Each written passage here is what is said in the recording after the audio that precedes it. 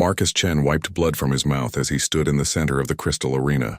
The bright lights above made everything shine like diamonds, but he felt no beauty in this place. Only pain and the endless hope that kept him going. The alien crowd cheered as the metal fighting machine rolled toward him. Its red eyes glowed like fire and sharp blades came out of its arms. Marcus had fought these machines many times before. He knew they were built to hurt, not to kill quickly. The aliens wanted a good show. He looked up at the viewing boxes where the Zephyrians sat. They were tall and thin, with hard shells covering their bodies like armor. Their skin had patterns that glowed different colors when they got excited. Right now, most of them glowed bright yellow. They loved watching him suffer. But Marcus was not fighting to win. He was fighting to stay alive. Every day he lived was another day to search for his daughter. The machine attacked with a spinning blade. Marcus rolled to the side, feeling the sharp edge cut through the air where his head had been. He grabbed a piece of broken stone from the arena floor and threw it at the machine's sensor. It was a weak move, and he knew it. The crowd laughed at him. "Fight back, human," someone shouted in the alien language. Marcus had learned enough words to understand what they said. They always wanted him to fight harder, to be more violent. But he refused to become the monster they wanted him to be. The machine's other arm shot out like a whip.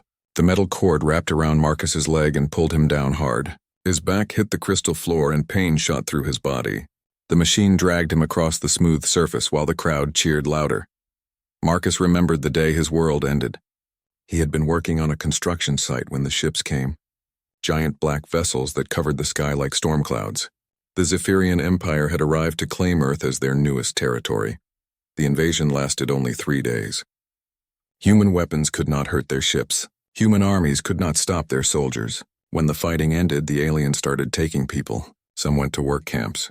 Others went to research centers. Children went to special facilities where the aliens studied how young humans grew and learned. That was when they took Lily. Marcus could still see her face when the alien soldiers came to their apartment. She was only 8 years old, with brown hair like her mother and eyes that always asked too many questions. She had been drawing a picture of their family when the door exploded inward. "Daddy," she had screamed as the soldiers grabbed her small arms. Marcus tried to fight them, but their weapons put him to sleep before he could reach her. When he woke up, she was gone. The machine in the arena threw Marcus against the wall. More blood ran down his face, but he stood up again. He always stood up. That was what humans did. They kept going even when everything seemed hopeless. "Where is she?" he whispered to himself, like he did every night in his cell. "Where did they take my little girl?" After the invasion, Marcus had done something crazy. Instead of hiding or running like most humans, he walked right up to the alien soldiers and asked to be taken prisoner. He told them he wanted to join their empire. They laughed at him, but they also found him interesting. A human who wanted to serve them was unusual. They brought him to this world, one of many planets in their empire. It was covered in crystal cities that reached toward the sky like frozen lightning. The aliens here loved entertainment, and they had built arenas where prisoners fought for their amusement. Marcus was perfect for their games. He was strong from years of construction work. He was smart enough to make fights interesting. And, most importantly, he had something that fascinated the aliens. He never gave up, no matter how much pain they caused him. The machine's blade cut across his arm, leaving a long red line. Marcus grabbed his shoulder and stumbled backward. The crowd was getting bored. When fights were too one-sided, they lost interest quickly. But in the private viewing box high above the arena, someone was watching very carefully. Queen Zarathik sat alone behind dark crystal that hid her from the crowd below. Her shell was different from other Zephyrians. Where theirs was brown or gray, hers was silver with blue patterns that moved like water. Her crown was made of the same crystal as the arena walls, and it caught the light in strange ways. She had been watching Marcus for weeks. Every fight, every beating, every time he refused to kill when he had the chance. Other prisoners became savage after a few battles. They learned to enjoy violence because it was the only way to feel powerful in this place. But not the human called Marcus Chen. "Fascinating," she said to herself. Her voice was soft but sharp like wind over ice. The machine was getting ready for a killing blow. Its blades came together to form one giant sword. Marcus was bleeding and tired, but he did not run. He stood straight and waited. At the last second, he moved just enough to avoid the blade. It cut through his shirt but missed his skin. Then he did something that surprised everyone. Instead of fighting back, he placed his hand on the machine's arm and looked directly at its camera eye. "I know you can see me," he said, speaking to whoever controlled the machine. "I know you are watching. I am not your enemy. I am just a father looking for his daughter." The arena went quiet. Even the machine stopped moving. In all their years of games, no prisoner had ever spoken to the controllers like that. Queen Zarathix leaned forward in her seat. The blue patterns on her shell began to glow brighter. She pressed a button on her chair. "End the match," she commanded. "Bring the human to the medical center." Her guards looked confused. Prisoners who lost fights went back to their cells. Winners sometimes got better food or a few days of rest. But the Queen had never ordered a fighter to be brought to the Royal Medical Center before. "Your Majesty," one guard said carefully, "the human lost the fight." "Protocol says—" "I make the protocols," Zarathix interrupted. Her voice carried the cold authority of someone who had ruled an empire for 30 years. "Bring him to me, now!" Down in the arena, Marcus watched the machine roll away. Guards with energy weapons surrounded him, but they did not shock him like usual. Instead, they formed a protective circle as they led him out of the fighting area. As they walked through the crystal tunnels beneath the arena, Marcus allowed himself a small moment of hope. Something had changed. For the first time since his capture, someone with real power had taken an interest in him. He did not know that Queen Zarathix was already planning questions to ask him. Questions about human nature, about love, about the strange way his species could find strength in caring for others. She had studied hundreds of alien races, but humans confused her more than any other. Tonight she would begin to understand why, and that understanding would change both of their lives forever. The guards pushed Marcus through a door marked with symbols he could not read. Inside, the walls were white instead of crystal, and the air smelled clean like a hospital. Medical machines hummed quietly in the corners. For the first time in months, Marcus felt something other than pain and despair. He felt curiosity. Why had they brought him here? What did the alien queen want with a broken human gladiator? Soon he would find out. And when he did, it would be the beginning of something neither human nor alien had ever experienced before. Marcus stood in the white medical room, dripping blood on the clean floor. The guards had left him alone, which was strange. Prisoners were never left without someone watching them. He looked around at the machines and tools, all made from the same crystal material the aliens loved so much. The door opened with a soft sound like wind chimes. A figure entered that made Marcus forget his pain for a moment. He had seen many Zephyrians since his capture. But this one was different. She was taller than the others, and her shell gleamed silver instead of the usual brown. Blue patterns flowed across her skin like rivers of light, but it was her eyes that surprised him most. Where other aliens had cold, flat stares, this one looked at him with something that seemed almost like curiosity, almost like interest. "Sit," she said in perfect English. Her voice had an accent he could not place, but every word was clear. Marcus did not move. "Who are you?" "I am Queen Zarathix, ruler of this sector of the Empire." She moved to a cabinet and began taking out medical supplies. "You are Marcus Chen, construction worker from the planet Earth, father of one daughter named Lily." Hearing his daughter's name from this alien's mouth hit Marcus like a physical blow. He stepped forward without thinking. "You know about Lily? Where is she? Is she alive?" The Queen held up one long, thin hand. "Sit down first. You are bleeding on my floor and I dislike messes." Marcus wanted to grab her and demand answers, but something in her calm voice made him obey. He sat on the edge of a medical table, watching as she prepared bandages and cleaning supplies. "You speak our language well for someone who has been here only 6 months," she said, as she began cleaning the cut on his arm. Her touch was gentle, which confused him. All other aliens had been rough and careless with human prisoners. "I learn fast when I need to," Marcus replied. "Now tell me about my daughter." In time. She worked in silence for several minutes, cleaning his wounds with careful precision. "First, I want to understand something about your species. In the arena today, you could have destroyed that combat machine. I watched you hold back your strength." "Why?" Marcus stared at her. "You think I held back? That thing nearly killed me." "Nearly, but not quite. You have been fighting in my arenas for 4 months. You lose exactly 60% of your matches. You win just enough to stay interesting to the crowds, but never enough to be moved to higher competition levels. This pattern cannot be accidental." She was right, and Marcus knew it. He had been careful to lose just enough fights to stay alive but not advance. Higher levels meant deadlier opponents and shorter lifespans. "I fight to survive," he said simply. "Nothing more, but why survive? Most prisoners in your situation either die quickly or become savage killers. You do neither. You endure pain without becoming cruel. You show mercy to opponents who show you none. This behavior makes no logical sense." Queen Zarathix finished bandaging his arm and moved to examine a cut on his forehead.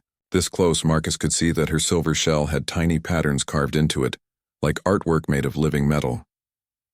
"You really want to know why I survive?" Marcus asked. "Yes.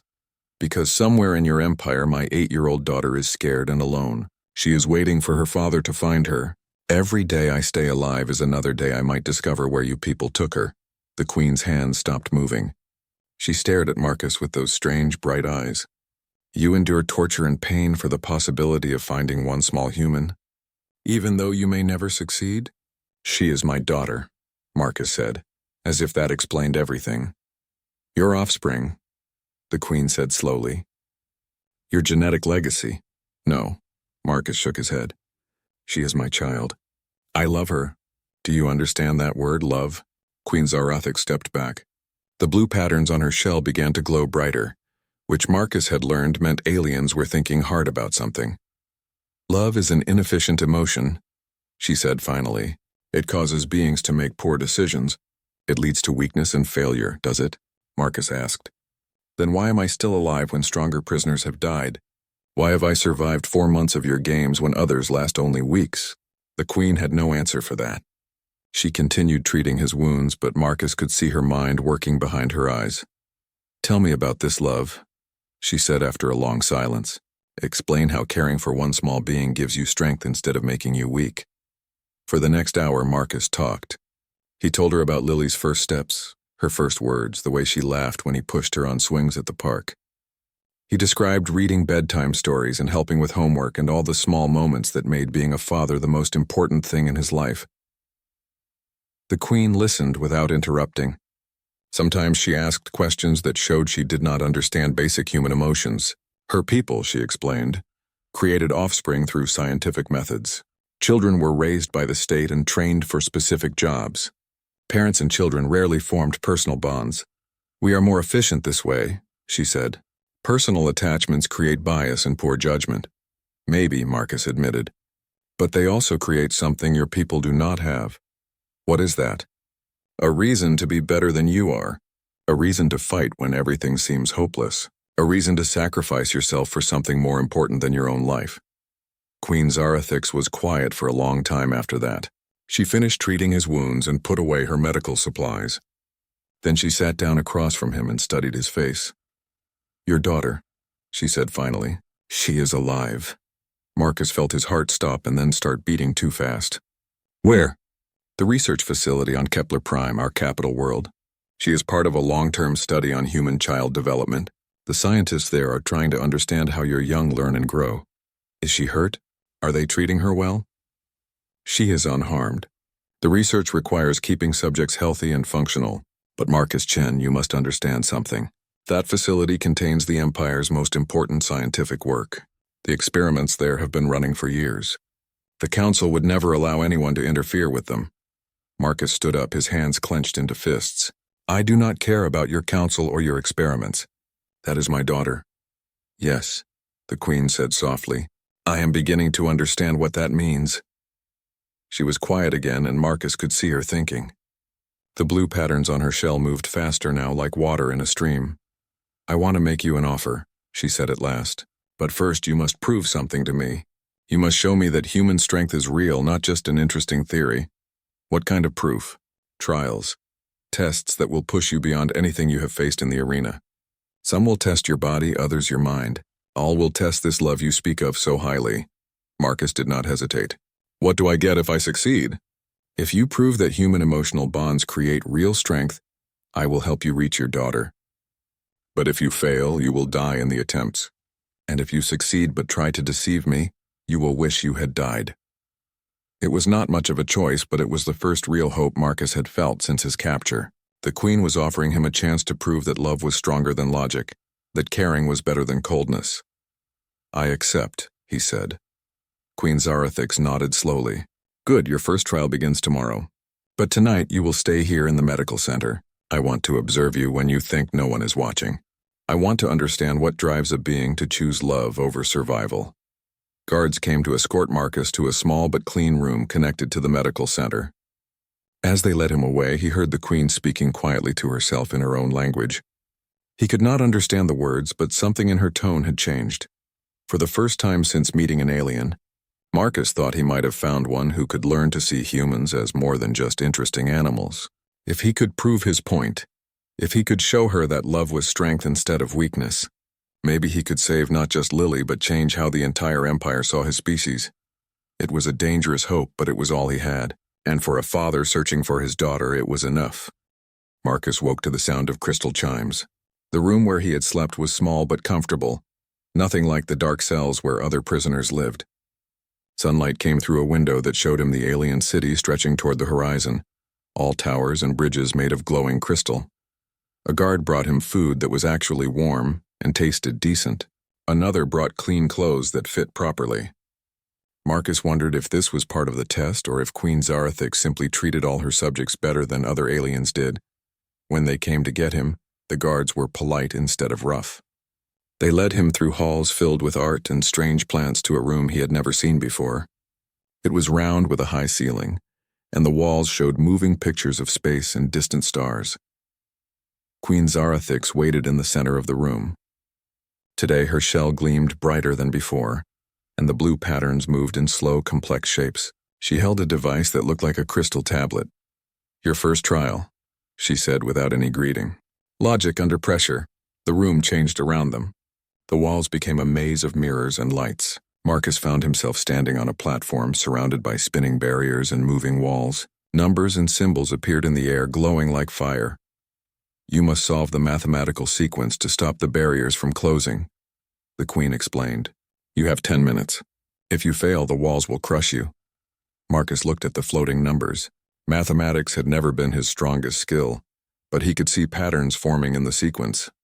The problem was that the platform under his feet was slowly tilting, making it harder to concentrate. Heat began rising from the floor and the spinning barriers moved faster. This is not just about math, he said, sweat already beading on his forehead. No, the Queen agreed. It is about thinking clearly when your body is in distress, when you are afraid, when survival instincts tell you to run instead of think. The platform tilted more. Marcus had to grab a handrail to keep from falling. The numbers in the air changed, adding new sequences that made the pattern more complex. 6 minutes left. But instead of panicking, Marcus thought about Lily. He remembered helping her with homework at their kitchen table, the way she would bite her tongue when concentrating on hard problems. She never gave up even when math frustrated her. If an 8-year-old could push through difficulty, so could he. The memory calmed him. His mind cleared and he began to see the real pattern hidden in the numbers. It was not just mathematics, it was also based on the Zephyrian language, using their symbols as variables. Someone who only understood human math would never solve it in time. But Marcus had been learning alien words and concepts for months. He began selecting symbols from the air, placing them in order. 3 minutes left. 2 minutes. 1 minute. With 30 seconds remaining, he placed the final symbol. The barriers stopped moving, the heat disappeared, and the room returned to normal. Queen Zarathix made notes on her crystal tablet. Interesting. Most subjects become too panicked to think clearly. You actually became calmer as the danger increased. I had help, Marcus said. Help? There was no one else here. I thought about my daughter, about not giving up because she never gives up. That gave me focus. The Queen's blue patterns brightened. You used emotional memory to enhance logical thinking. That should not be possible. For your people, maybe. But humans do not separate feelings from thoughts the way you do. They work together. The Queen made more notes. Then she touched another control and the room changed again. This time Marcus stood in what looked like a battlefield. Smoke filled the air and he could hear sounds of fighting in the distance. 3 alien soldiers lay wounded on the ground nearby. They wore the uniforms of enemies who had attacked Zephyrian settlements.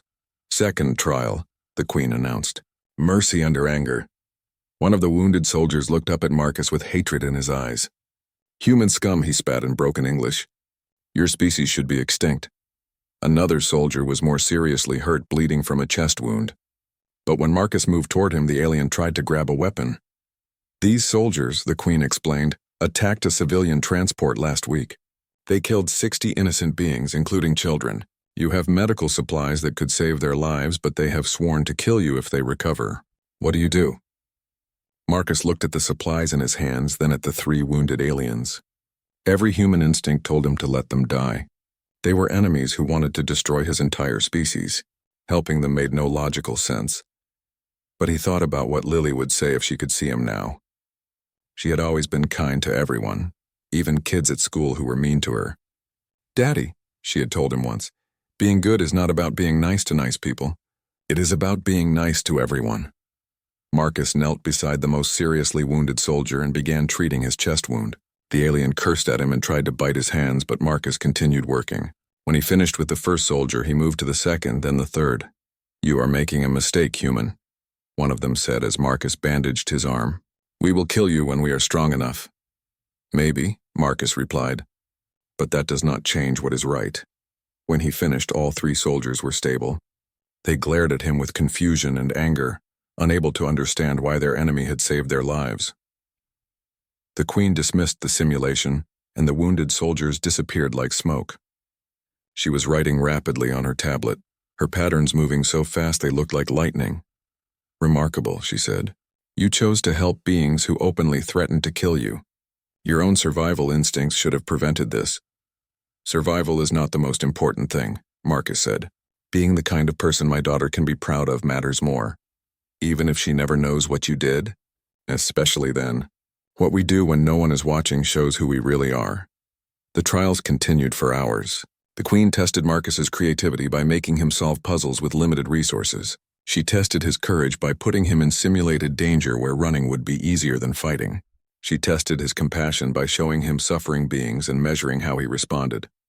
In every trial, Marcus found strength by thinking about Lily. Not just his love for her, but the lessons she had taught him about being better than his worst impulses, about choosing kindness over anger, hope over despair, love over fear. After the final trial, Queen Zarathix sat in silence for a long time. Her shell had stopped glowing and she seemed deep in thought. "I do not understand your species," she said finally. "What do you mean?" "Every trial was designed to make you choose logic over emotion, self-preservation over sacrifice, personal gain over moral principle. By every measure my people used to judge intelligence and strength, you should have failed. But I did not fail. No, you succeeded brilliantly, but you did it by using methods that should have made you weaker, not stronger. You solved complex problems by thinking about simple emotions. You found courage by remembering love. You made smart decisions by ignoring your own safety." The Queen stood and walked to the window. Outside, the crystal city sparkled in the afternoon sun. "I have studied hundreds of species across the galaxy," she continued. "All of them follow predictable patterns. Fear makes them weak. Love makes them foolish. Pain makes them cruel. But humans," she turned back to Marcus, "humans use these same emotions to become stronger. How is this possible?" Marcus thought about her question. Maybe because we do not see emotions as separate from thinking. Love does not make us stupid. It gives us something worth being smart for. Fear does not make us weak.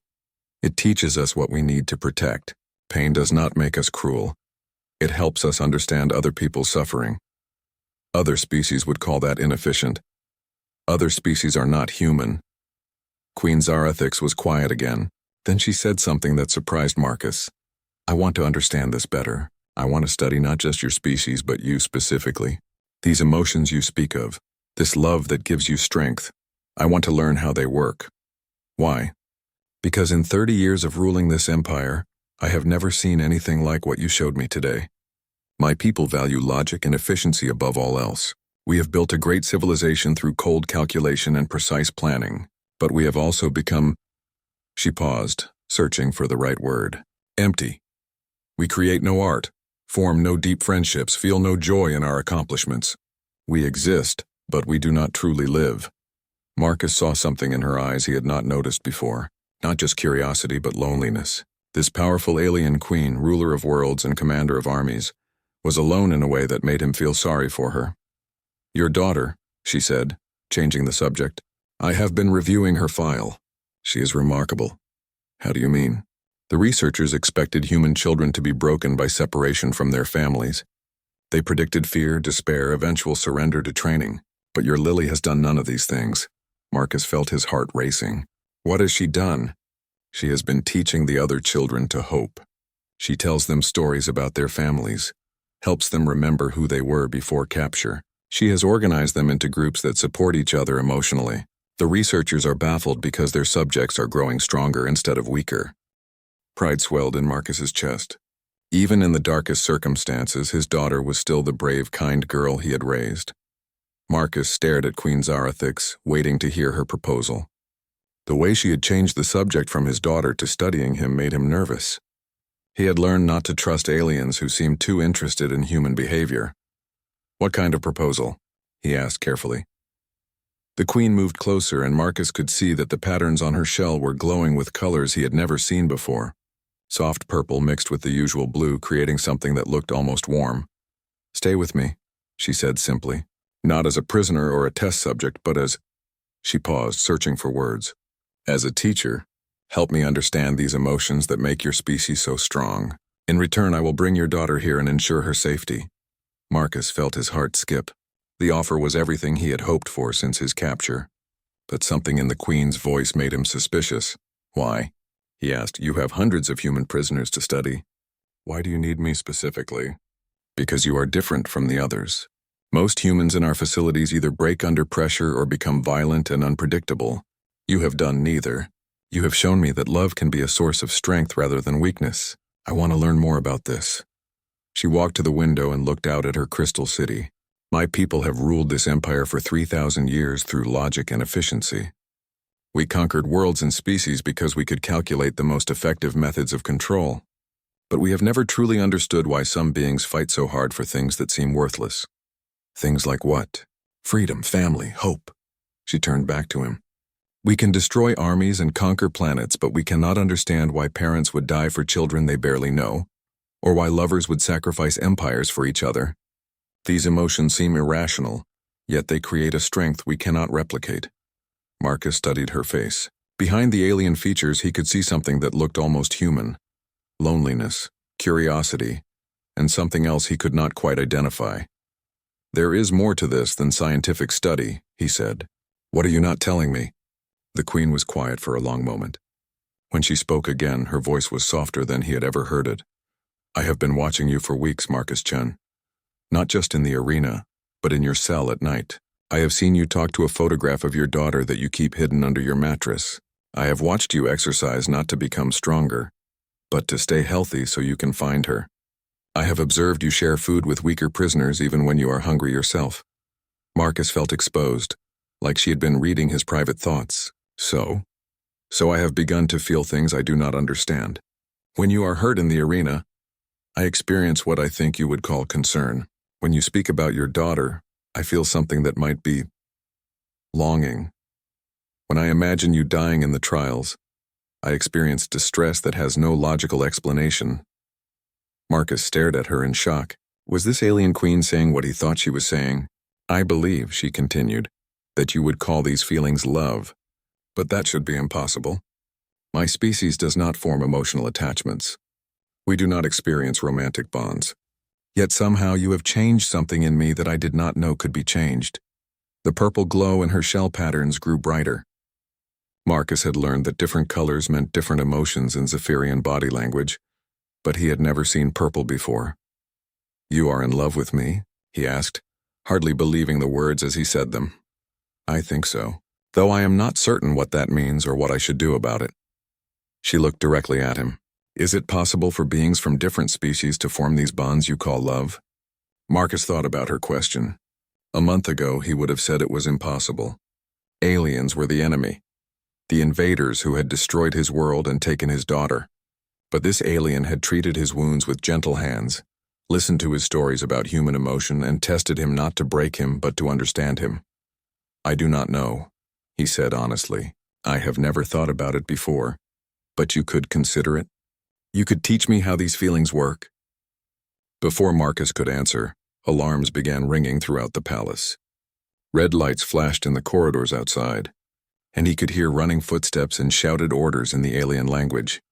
The Queen touched a crystal panel on the wall, and a voice spoke rapidly in Zephyrian. As Marcus listened, he caught enough words to understand the basic message. Something about the council, emergency session, immediate summons. The Queen's shell patterns changed from purple to bright yellow, which Marcus had learned meant anger or alarm. "What is happening?" he asked. "The council has discovered our meetings," she said grimly. "They are calling for my immediate removal from power. Because you have been talking to a human prisoner?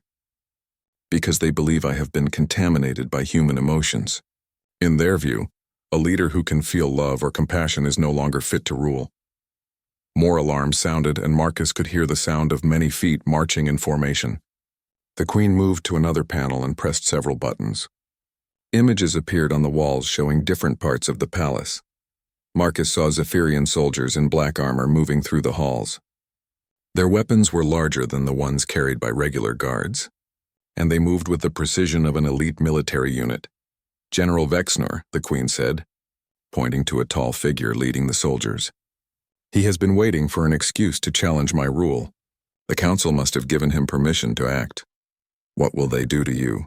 If they prove I am emotionally compromised, I will be stripped of my crown and exiled. A new queen will be chosen through combat trials. And what will they do to me?" The Queen's patterns shifted to dark red. "They will execute you as a contaminating influence. Then they will order the extermination of all human prisoners in the Empire to prevent further contamination." Marcus felt ice in his stomach, not just because of the threat to his own life, but because of what it meant for Lily and all the other human captives. "How long do we have?" "Minutes, perhaps less." The Queen moved to a hidden panel in the wall and pressed her hand against it.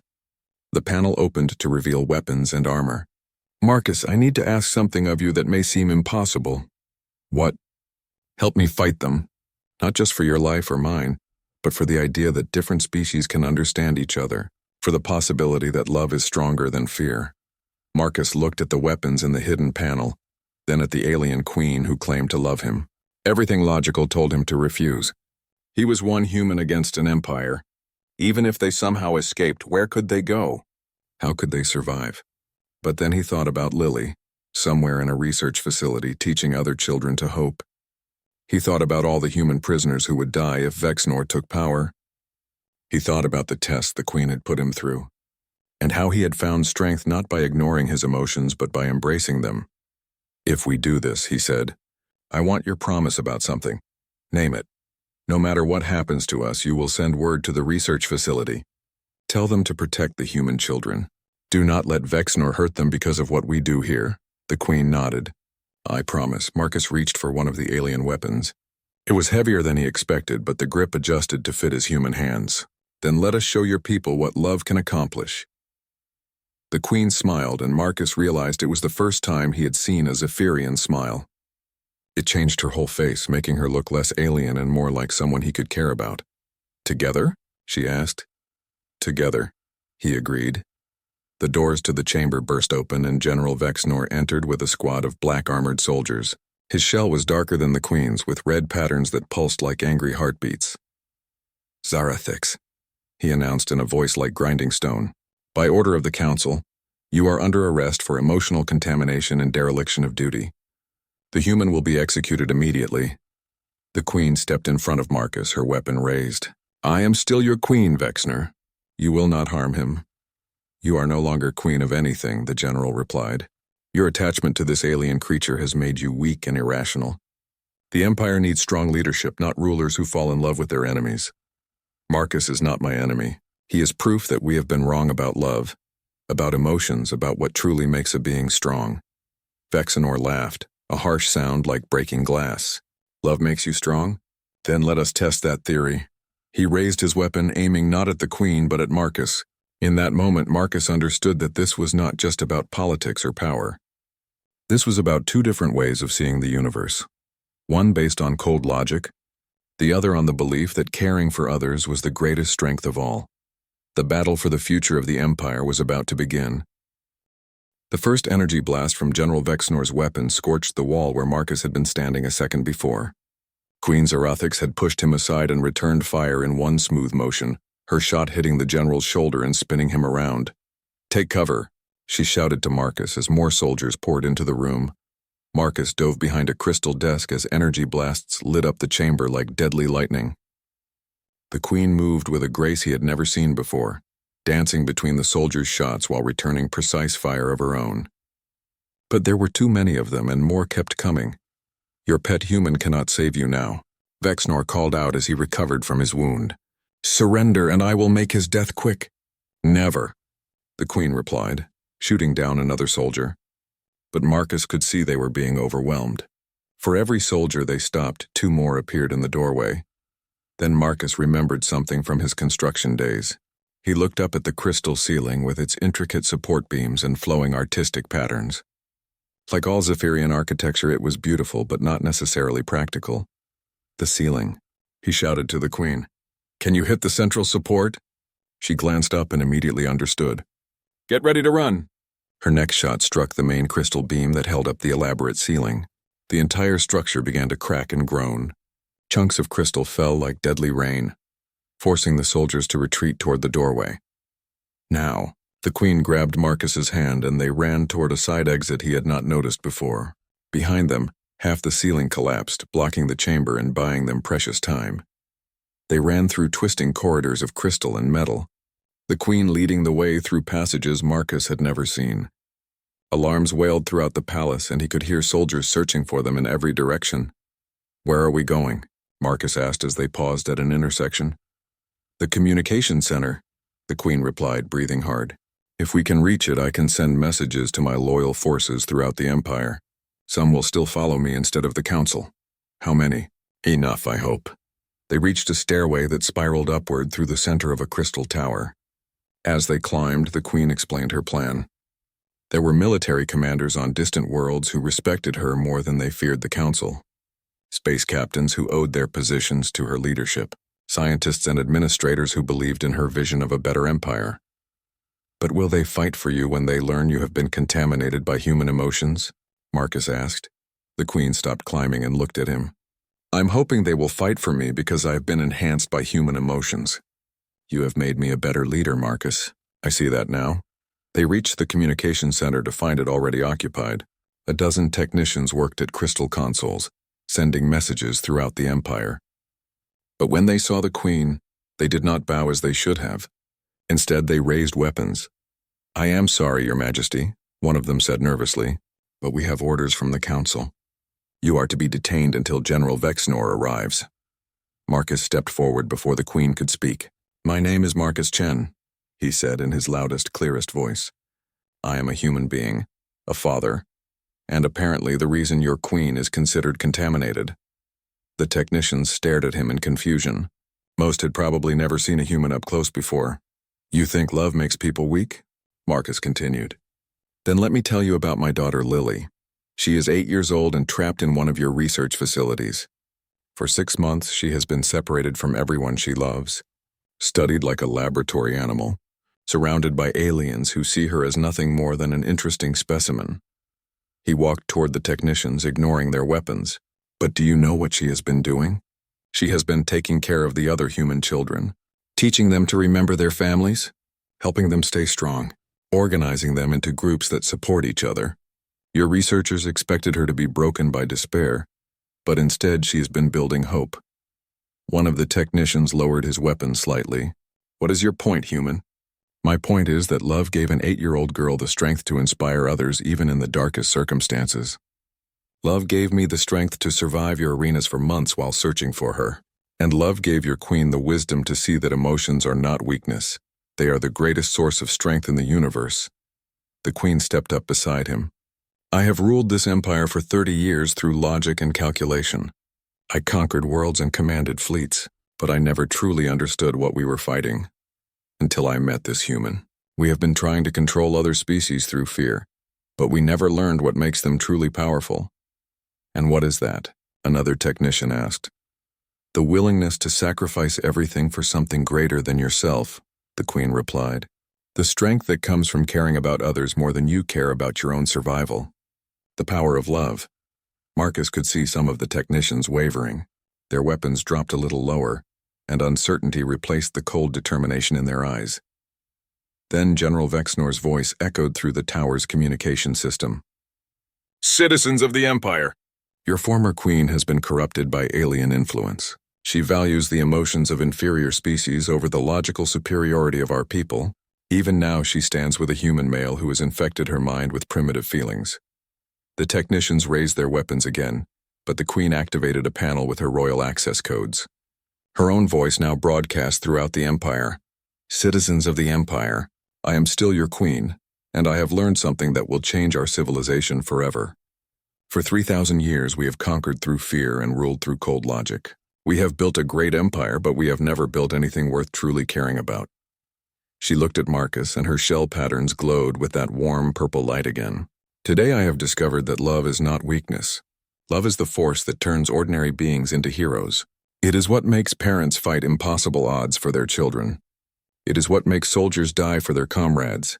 It is what makes people choose to be better than they thought they could be. Marcus heard explosions somewhere below them. Vexnor's forces were fighting their way up the tower. We do not have much time, the queen said to the technicians. You must choose now. Will you follow a general who wants to rule through fear and hatred? Or will you follow a queen who has learned that true strength comes from love and compassion? The lead technician looked around at his colleagues, then back at the queen and Marcus. What do you need us to do, Your Majesty? Send a message to Commander Thelvar on the frontier worlds. Tell him to prepare the Third Fleet for immediate deployment. Send word to Governor Zindal on the research worlds. All human experiments are to be suspended and the subjects treated as honored guests, not prisoners. And General Vexnor, tell him he is relieved of duty for treason against the crown. The technicians worked frantically at their consoles as explosions grew closer. Marcus could hear soldiers fighting on the stairs below. There is something else, the queen said to Marcus. Something I should have told you earlier. What? I sent a ship to retrieve your daughter 3 days ago. She should arrive here within the hour. Marcus felt his heart stop. Lily is coming here now? I wanted to surprise you after the trials were complete. But with everything that has happened. The queen touched his face gently with one long, thin hand. I wanted you to see her again before we die. We are not going to die, Marcus said firmly. Not today. Not when I am this close to holding my daughter again. The first of Vexnor's soldiers appeared at the top of the stairs. Marcus grabbed the queen's hand and pulled her toward the communication center's emergency exit. They ran out onto a crystal balcony high above the city with nowhere left to go. Below them, the crystal spires stretched toward the horizon. Above them, the alien sky burned with the light of 2 suns. Behind them, General Vexnor and his soldiers filled the doorway. Weapons raised. Surrender now, Vexnor commanded, and I will allow the human to see his offspring before execution. Marcus and the queen stood at the edge of the balcony, holding hands. Around them, the city began to change. Some of the crystal towers flickered as their lights went out. Signs that the queen's supporters were fighting back in different parts of the empire. Look, the queen whispered, pointing toward the sky. A ship was approaching the palace, sleek and silver against the alien sunset. As it came closer, Marcus could see that it was not a military vessel but a diplomatic transport. The ship that was bringing Lily home. General Vexnor, the queen called out without turning around. Before you kill us, you should know that this human has taught me something important about leadership. And what is that? A true leader does not rule through fear. A true leader inspires others to be better than they thought they could be. She squeezed Marcus's hand. Watch and learn. The queen activated a device on her wrist and her voice once again broadcast throughout the empire. But this time she spoke not as a ruler giving orders, but as someone sharing a discovery that could change everything. My people, I want to tell you about love, not as weakness, but as the greatest force in the universe.